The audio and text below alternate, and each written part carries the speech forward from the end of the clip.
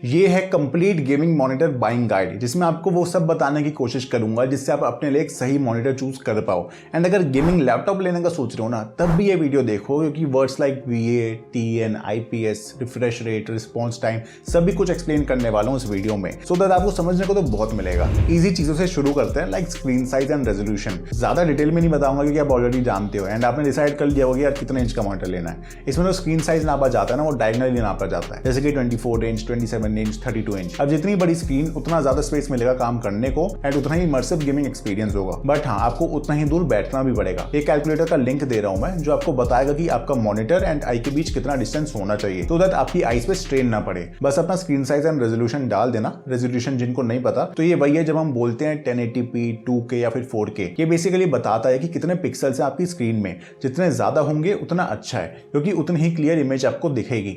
But हाँ, उतना ही expensive भी हो जाएगा। तो ये आपके मन में शायद होगा कि यार 1080p फुल HD मॉनिटर लेना है, या 2K क्वाड HD मॉनिटर लेना है, या फिर 4K अल्ट्रा HD मॉनिटर लेना है, क्योंकि बहुत ज्यादा डिपेंड करता है आपके बजट पे। अब इसमें ना आप ये भी ध्यान रखना कि आपके ग्राफिक्स कार्ड कितना पावरफुल है, क्योंकि अगर आपका कार्ड सिर्फ 1080p की ही गेमिंग करा सकता है, तो 4K मॉनिटर लेके करोगे क्या? हाँ, वो अपस्केलिंग की हेल्प से 1080p वाली पिक्चर को 4K पे दिखाने की कोशिश करेगा, जिससे थोड़ी सी बेटर लगेगी, बट स्टिल यार ज्यादा यूज नहीं है उसका। या तो आप 4K मूवीज देखने वाले हो, PS5 है आपके पास 4K गेमिंग कराने को, तब ठीक है। बेसिकली कहने का मतलब यही है कि यार अपनी जरूरत समझ के ही लेना। बाकी एक छोटी सी टर्म और आती है PPI या फिर पिक्सल्स पर इंच। इसमें टोटल पिक्सल्स को स्क्रीन साइज से डिवाइड किया जाता है एंड ये बताता है कि एक इंच में कितने पिक्सल्स हैं। एंड ऑब्वियसली ये नंबर बड़ा होगा तो शार्प इमेज दिखेगी, बट एक स्वीट स्पॉट है अराउंड 90 to 110 के आसपास का, जिसके बाद हमारी आईज ज्यादा नोटिस नहीं कर पाएंगी डिफरेंस, तो बहुत ज्यादा PPI का भी फायदा नहीं है। फिर बात आती है रिस्पॉन्स टाइम की, तो ये वो टाइम होता है जो एक पिक्सल कलर चेंज करने में लेता है एंड ये मिली सेकेंड्स में नापा जाता है। लाइक हमारे पास 4 ms के मॉनिटर्स भी आते हैं, 2 ms के भी आते हैं एंड इवन 1 ms के भी आते हैं। जितना कम होगा उतना बढ़िया है आपके लिए। बट हाँ, ये नंबर्स ना कंपनीज बेस्ट पॉसिबल कंडीशंस में मेजर करती हैं। वो तो ऑनलाइन रिव्यूअर्स ही होते हैं जो कि रियल वर्ल्ड टेस्टिंग में पता लगा सकते हैं कि किसी मॉनिटर का रिस्पॉन्स टाइम कितना है। अब रिफ्रेश रेट ये होता है कि आपका मॉनिटर हर सेकंड में कितनी बार रिफ्रेश हो सकता है, क्योंकि जितनी बार वो करेगा ना, उतना ही ज्यादा इमेजेस दिखा पाएगा हर सेकंड। आपको पता ही होगा कि video is just a collection of images played at a very high speed. अब जितनी ज्यादा इमेजेस होंगी एक सेकंड में, उतना ज्यादा स्मूथ दिखेगा। यही फर्क होता है 60 हर्ट्ज, 120 हर्ट्ज, 144 हर्ट्ज या फिर उससे भी ऊपर 240 एंड इवन 360 हर्ट्ज में। हायर रिफ्रेश रेट्स में वीडियो या गेम बिल्कुल फ्लूइड हो जाता है एंड मोशन ब्लर कम हो जाता है। अगर डिफरेंस समझना है ना, तो डिस्क्रिप्शन में मैंने एक लिंक दिया है वेबसाइट का, वहां पे जाके देखना। इसलिए ये हेल्प करता है कॉम्पिटिटिव गेमर्स को जो CSGO या फिर वेलोरेंट जैसे गेम्स खेलते हैं एंड उन्हें जल्दी से एनिमी को स्पॉट करने में आसानी हो जाती है ताकि उसे मार पाए। इसलिए वो लोग लेते हैं 144 हर्ट्ज या फिर 165 हर्ट्ज या फिर उससे भी ऊपर के मॉनिटर्स। पर जो कैजुअल गेमर्स हैं, लाइक कंसोल पे खेल रहे हैं या बस campaign and story mode games ही खेलना पसंद करते हैं, उनके लिए 120 hertz is enough. But obviously अगर आपका बजट नहीं है तो फिर 60 या फिर 75 हर्ट्ज ही लेना पड़ेगा। बाय द वे मैं मेंशन जरूर कर दूं कि अगर रिफ्रेश रेट अच्छी है ना, तो इसका मतलब ये नहीं है कि बेटर FPS निकलेगी। FPS तो आपके CPU एंड GPU पे डिपेंड करती है कि आपका हार्डवेयर कितने फ्रेम्स पर सेकंड निकाल पा रहा है। अब रिफ्रेश रेट से रिलेटेड एक पॉइंट है Nvidia का G-Sync एंड AMD का FreeSync। बहुत से मॉनिटर्स पे ना आपको ये लिखा दिखेगा। तो बेसिकली आपका सिस्टम जो भी FPS निकाल रहा है ना, वो जरूरी नहीं है कि स्टेबल रहे, कम ज्यादा हो सकती है। एंड ऐसे में जो मॉनिटर है उसमें स्टटरिंग के इश्यूज या फिर स्क्रीन टियरिंग हो सकती है। स्क्रीन टियरिंग का मतलब ये नहीं है कि यार मॉनिटर फट जाता है, मतलब ये कि पिक्चर आपको कटी हुई दिखेगी। इसको सॉल्व करने के लिए बनाया Nvidia ने G-Sync एंड उसके पीछे AMD ने बनाया FreeSync। ये मॉनिटर्स में वेरिएबल रिफ्रेश रेट इनेबल कर देता है ताकि ये इश्यूज ना हो। सो जिस मॉनिटर में ये लिखा है ना, यानी कि वो इनेबल करके दिया जा रहा है आपको। एंड चिंता ना करो अगर आपके पास मॉनिटर में AMD का FreeSync है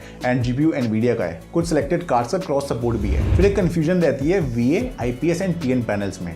मैं आपको अच्छे से समझा देता हूँ। ये बेसिकली अलग टाइप के पैनल्स होते हैं। TN पैनल्स जैसे कि बहुत फास्ट होते हैं, उनका रिस्पॉन्स टाइम काफी अच्छा रहता है, 1 ms के आसपास, इसलिए e-स्पोर्ट्स वाले उससे यूज करते हैं। बट उसके व्यूइंग एंगल्स खराब होते हैं, मतलब अगर साइड से देखोगे ना तो पिक्चर क्वालिटी फेड हो जाएगी एंड इवन उनके कलर्स भी इतने अच्छे नहीं होते। बट हाँ, वो सस्ते होते हैं। देन आता है IPS, जिसके कलर्स बेस्ट होते हैं एंड व्यूइंग एंगल्स भी। तो मतलब साइड से देखने में कलर्स फेड नहीं होंगे एंड बढ़िया कलर्स के लिए ग्राफिक डिजाइनर्स, वीडियो एडिटर्स इसे प्रेफर करते हैं। बट इनका ड्रॉबैक ये है कि रिस्पॉन्स टाइम थोड़ा सा ज्यादा होता है एंड ये एक्सपेंसिव भी काफी होते हैं। आखिर में आता है VA पैनल, जिनका प्राइस TN और IPS के बीच में रहता है। इनके व्यूइंग एंगल्स अच्छे होते हैं, कलर्स भी IPS जितने अच्छे ना हो बट TN के कंपैरिजन में तो काफी अच्छे होते हैं। इवन इनका कॉन्ट्रास्ट रेशियो सबसे बेस्ट होता है, जिसकी वजह से ब्लैक्स एंड व्हाइट्स के बीच का डिफरेंस बढ़ जाता है, इसलिए मूवीज पसंद करने वाले इसे प्रेफर करते हैं। बट हाँ, इनका रिस्पॉन्स टाइम भी बढ़ जाता है। अब ये तीनों VA, IPS and TN LCD के अंदर आते हैं। LCD के अलावा OLED स्क्रीन भी आती है, जिनका कॉन्ट्रास्ट रेशियो बेस्ट होता है, क्योंकि वो आपको ट्रू ब्लैक्स दिखाती है।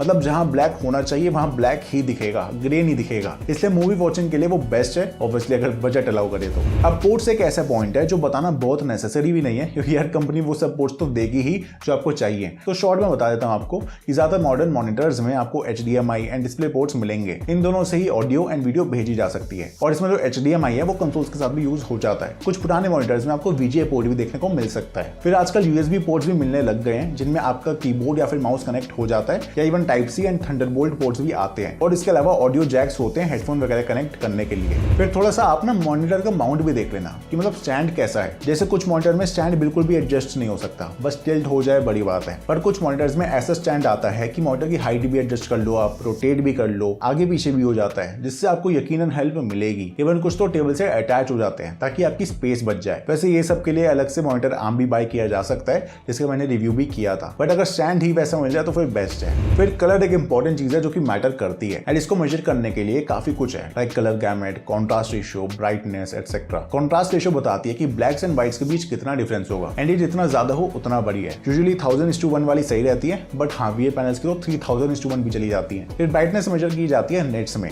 जिससे पता लगेगा कि कितना ब्राइट है आपका पैनल। फिर कलर डेप्थ का यूज किया जाता है टू टेल कि मॉनिटर कितने कलर्स दिखा सकता है। यूजुअली 8 बिट मॉनिटर्स आते हैं जिनमें 16.7 मिलियन कलर्स दिखाए जाते हैं, और इसके ऊपर 10 बिट 12 बिट भी आते हैं। फिर कलर गैमेट की बात करें तो कोई नंबर कैलकुलेट नहीं करता, बल्कि स्पेक्ट्रम दिखाता है कि क्या क्या डिस्प्ले किया जा सकता है मॉनिटर पे। इसके भी बहुत तरह के हैं, जैसे कि sRGB जो कि वेब कंटेंट के लिए यूज होता है, फिर Adobe RGB जो कि फोटो एंड वीडियो एडिटर्स के लिए है, एंड उसके अलावा आता है DCI P3 जो कि HDR के लिए है, एंड ऐसे एक NTSC भी होता है। तो मॉनिटर्स की स्पेसिफिकेशन में ना परसेंटेज लिखी होती है, लाइक 99% sRGB, जिसका मतलब यह है कि 99% स्पेक्ट्रम कवर हो रहा है RGB गैमेट का।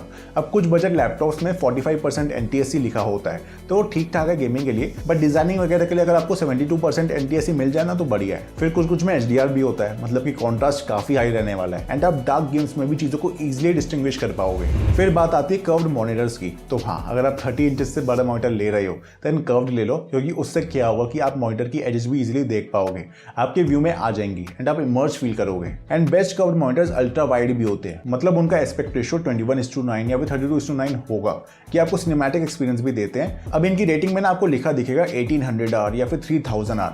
R का मतलब होता है रेडियस, सो मॉनिटर का कर्वेचर 1800 mm का है या फिर 1.8 मीटर, जिसका मतलब आप मैक्सिमम 1.8 मीटर दूरी से ही देख सकते हो फॉर बेस्ट व्यूइंग एक्सपीरियंस। ऐसे अगर 3000R लिखा है तो इसका मतलब ये कि आप मैक्सिमम 3 मीटर दूर जा सकते हो अपने मॉनिटर से फॉर बेस्ट एक्सपीरियंस। तो यार बस यही था, आई गेस मैंने आपको सब कुछ मेन चीजें समझा दी होंगी अबाउट मॉनिटर्स। इस गाइड को शेयर करो अपने दोस्तों के साथ, सो दैट उनको भी जानने को मिले। बाकी मैंने गेमिंग लैपटॉप बाइंग गाइड भी बनाई है, जिसको देखने के लिए लेफ्ट वीडियो पे क्लिक करो, एंड मेरे गेमिंग मॉनिटर का रिव्यू देखने के लिए राइट वीडियो देखो। ये वीडियो अच्छी लगी तो लाइक करो, टेक फॉर की चैनल को भी सब्सक्राइब करो, एंड मिलूंगा आपसे अगली वीडियो में, तब तक के लिए टाटा बाय बाय।